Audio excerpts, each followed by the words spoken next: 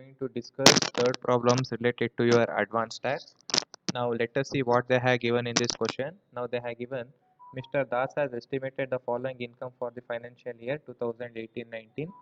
Now they have given Mr. Das, so he is an individual assessee. Now they have given the following incomes: taxable income from house property is 75,000, taxable income from profession is 7,07,500, and dividend from Archita Limited is 10,000. Now this dividend from Archita Limited is an Indian company, so whatever dividend is getting from Indian company, it will be completely exempted from tax. Now we have to determine the amount of advance tax payable at various installments during the financial year 2018-19. Now look here, we have to find out the advance tax using this following information. Now income from business or profession, how much they have given? They have given as 7,07,500. So we'll start with income from business or profession. Then again income from house property they have given as 75,000. So please remember here, if they give in taxable income from if they give taxable income from house property, we can take this amount directly. If they just give income from house property, then whatever amount they give, if they simply give income from house property and do not mention taxable income from house property, then in such cases what we have to do, whatever amount they give, from this amount we have to consider this as net annual value, and from this standard deduction of 30% has to be deducted, and whatever balance we get, that would be our taxable income from house property. But since in this problem they had directly given us taxable income from house property, this 75,000 can be considered directly. So income from house property is 75,000, and income from other sources we had dividend received from Archita Limited, which is completely exempt from tax. Now again gross total income you get after adding 7,07,500 plus 75,000, you get 7,82,500. Now we have to see whether there are any deductions under section 80C to 80U. Since there are no deductions, your total income would be 7,82,500. Now again, since he is an individual, here they are not given any XYZ Limited or Mr. Das Limited or Mr. Das Co. They have just given Mr. Das. That means he is an individual assessee. So in case of individual assessee, we have to compute tax liability based on your slab rates applicable to the individuals. Now total income is 7,82,500. Now first we must see whether there is any income from long term and short term capital gains.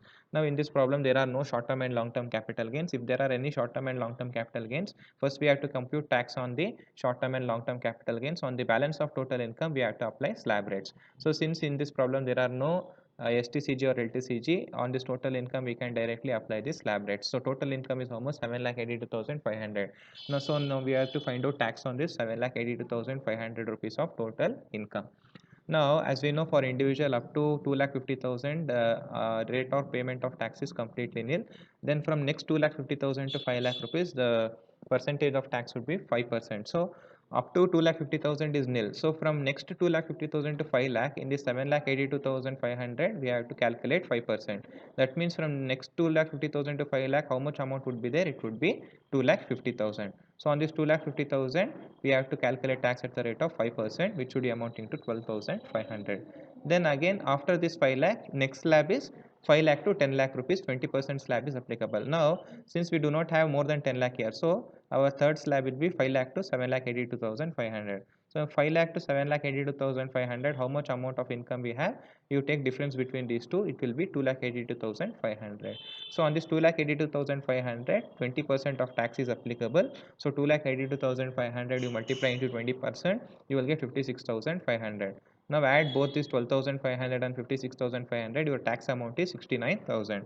So once you get this tax amount, you have to add health and education cess at the rate of 4%. So 69,000 into 4% would be 2,760.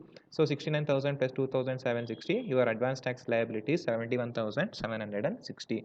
Now once you get this advance tax liability, as usual you have to compute amount which has to be paid in different installments for 4 different quarters. So first quarter for first quarter, the due date will be up to 15th June. So till 15th June, 15% of the tax has to be paid. So 71,760 you multiply into 15%, 10,764 has to be paid in first installment.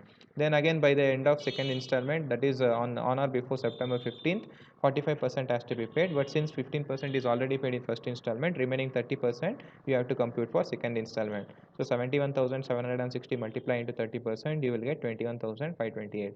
Then for third installment, 75% of your tax liability has to be paid. So 71,760. Out of this, 75% has to be paid, but out of 75% you have already paid 45% in first two installments, so remaining 30% has to be paid in third installment. So in third installment also you multiply the tax liability amount into 30%, you will get same amount of 21,528. Then again up to March 15th, that is for last installment, again 100% of your amount should be paid, that is entire 71,760 has to be paid.